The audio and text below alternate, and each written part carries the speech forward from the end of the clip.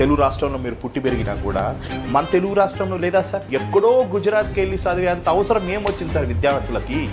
ఆలోచన విధానంలో చాలా తేడా ఉంటుంది మన పిల్లలకి, గుజరాత్లో ఉండే పిల్లలకి. గుజరాత్లో ఉండే పిల్లవాడికి ఎట్లా ఉంటుందంటే, ఒక టాటాని ఎస్టాబ్లిష్ చేద్దామా, నేను ఒక కంపెనీ పెడతాను, నేనే 100 మందికి జాబ్స్ ఇస్తాను. సో మన పిల్లలు అక్కడికి వెళ్ళటం వల్ల ఫస్ట్ ఈ ఎంప్లాయీ యాటిట్యూడ్ వదిలిపెట్టి ఎంటర్‌ప్రెన్యూర్ యాటిట్యూడ్ డెవలప్ అవుతుంది. ఇప్పుడు జొమాటో వాడికి రోజుకు 300 వస్తే బీటెక్ కూడా వెళ్ళిపోతున్నాడు. 400, 300, 400, 500 వస్తే వాడి ఆలోచన విధానం అక్కడే ఆగిపోయాడు. సో ఇక్కడ అంతా కూడా మనకి కావాల్సిన ఎడ్యుకేషన్ సిస్టంలో మనం ఏమైనా తేడా తీసుకురావాలి అంటే, తీసుకురావాల్సిన పని ఏంటి అంటే యాటిట్యూడ్ మార్చటం. సార్ 1 సెకండ్ సార్, నువ్వు ఏ గ్రూప్ తీసుకున్నావు? ఈసీఈ. ఎంత పర్సంటేజ్ నీకు? 72. ఇప్పుడు ఏం చేస్తున్నావు? ప్రజెంట్ గా పండుకున్నా, కొంతసేపు అయినాక సైట్ మీద పోవాలి. రియల్ ఎస్టేట్ కాకుండా ఏం చేస్తావు? ఫార్మింగ్.